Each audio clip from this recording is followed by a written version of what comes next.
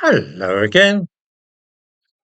In the last few months, I've noticed that things are changing very rapidly in our country, sometimes in quite dramatic ways. Nowhere is this more evident than in the coverage by our mass media of such things as illegal immigration. I want to focus this morning upon one single aspect of what I am talking about, which is fairly typical of the whole process. I invite viewers to look at the thumbnail to this video, which is taken from the London Evening Standard newspaper. Look at the artist's impression of the individual which can be seen here. What can we see? The first thing is that the features of this man are clearly either European, Middle Eastern, or South Asian. They certainly don't suggest somebody of black African heritage. The skin colour is light. Perhaps this person is a white man with a strong tan, or possibly he's Indian. The hair is shown as straight and wispy. Look at the top of the head and you can make out stray wisps of hair. The truth is, this is a court artist's sketch of the Ethiopian asylum-seeker accused of the sexual assault of a schoolgirl in the Essex town of Epping. Of course, we don't really need to see an artist's impression because there's no shortage of photographs circulating of the man himself. The first thing to observe is the obvious fact that the image published by the Evening Standard bears not the slightest resemblance to the man actually on trial for assault. One might attribute this perhaps merely to incompetence on the part of the artist. Maybe he's simply not very good at drawing.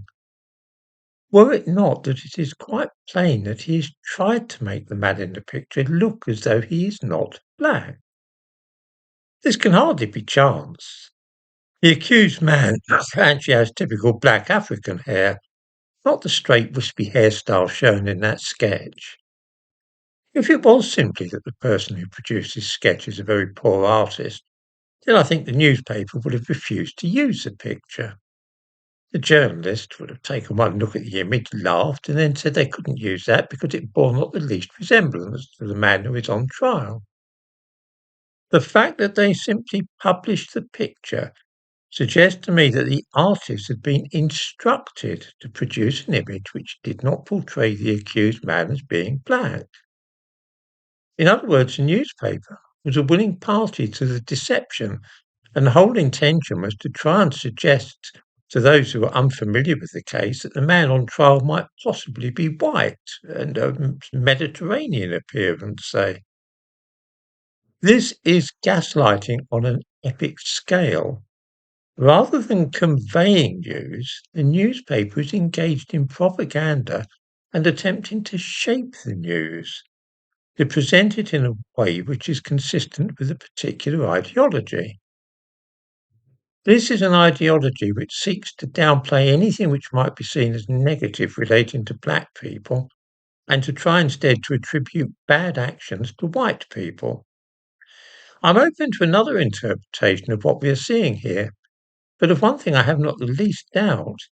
The person who produced that sketch set out quite deliberately to conceal the fact that it was of a black African, and the long-established newspaper eagerly printed this strange distortion of reality in order to go along with the game. The fact that this is covering a case connected with the Bell Hotel in Epping, which is, of course, hot news at the moment, makes it even more curious to me that the Evening Standard went along with this. I believe that there's a lot going on here in the coverage in the mass media of the asylum-seeker hotels, which is not only being distorted and disguised, I think a lot of things are being simply hidden and that the mass media are refusing to report them at all.